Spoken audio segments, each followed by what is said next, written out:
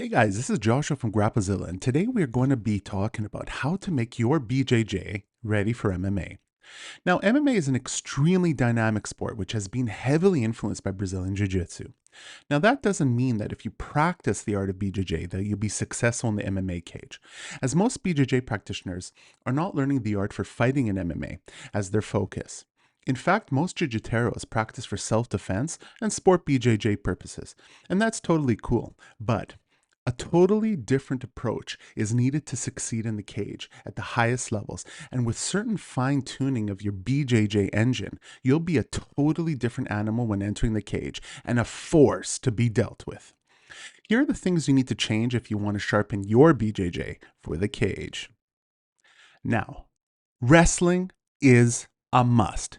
Yes, I know this is a video about BJJ, but if you want to be able to use your BJJ, you're going to need to be able to truly take your opponent down into a dominant position. As wrestling does not only teach you how to take someone down, it teaches you how to take them down into the position you want. So half of the positional battle is done for you, and you are much close to your goal of attaining a superior position and getting a submission or start striking the opponent when on the ground. Always be on top. Okay? Statistically speaking, if you're on top, you are much more likely to win, as when on top, you have a huge advantage on the ground when it comes to striking, as well as making your opponent carry your weight and tiring them throughout the rounds. This isn't to say that having a good guard game isn't beneficial, as it is, but it is much better in terms of offense and defense to be on top. Another advantage of being on top is you always have the choice of standing should you need to, as it will be much easier to stand up from a top position than a bottom position. As mentioned in the previous point, a great way to increase your chances of being on top is by adding some wrestling into your game. Increase your scrambling skills. A lot of the MMA ground game is won or lost in the scramble for dominant position prior to the slowing down to a tight position.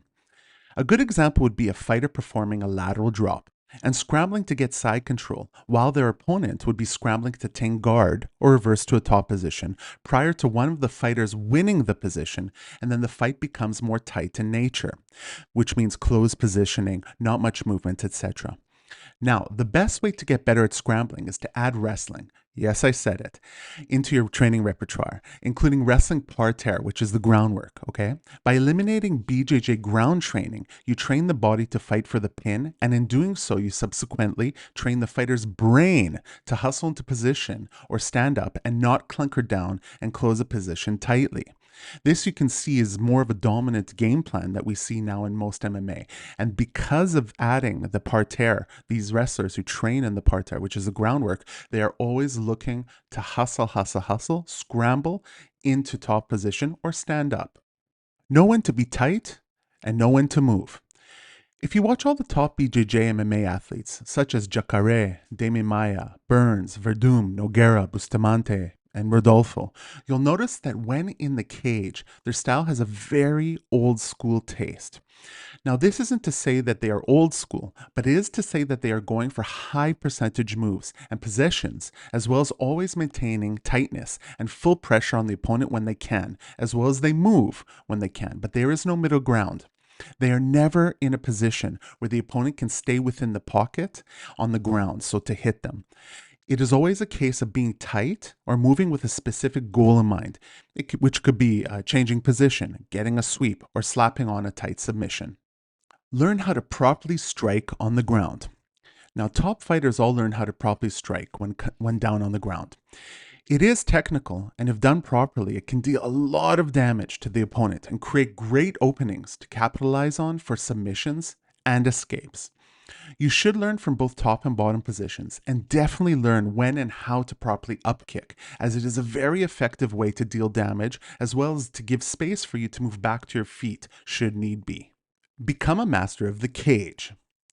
Knowing how to fight off the cage and use the cage to your advantage is a huge part of MMA, as it's a barrier that will be used against you if you do not know how to use it against your opponent.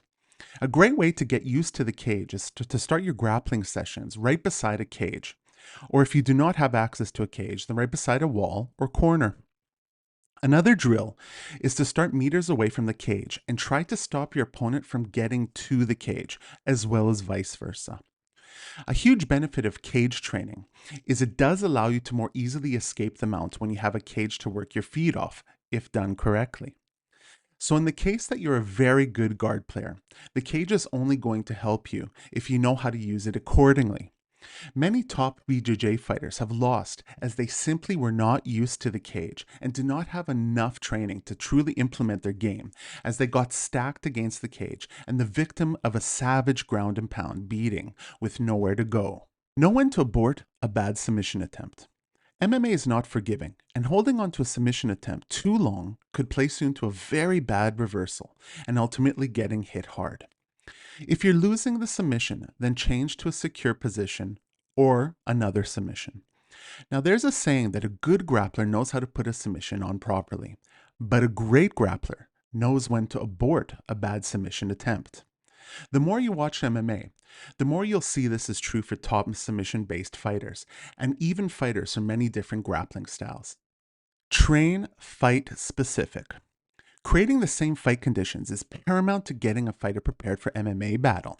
Some of the best ways to do this are: always train with MMA gloves, always train with no shirt, as well as your training partner without no shirt as well. Train with the exact same time limits and rest periods that you would have in the MMA match. Train with multiple people screaming in different directions, with the fighter needing to pick out the right command from the right coach. Stick to high percentage submissions and perfect them off of a slippery body. And try to roll on a canvas ring and even wet the ring to emulate areas of sweat and the slipperiness that could come from it. Understanding that standing up is an effective part of MMA. So, in jiu-jitsu, it's very rare to see someone stand up out of will because it's a very ground-oriented grappling art. But in MMA, you can stand up if you have the opportunity and bring the fight to the stand-up game when you want.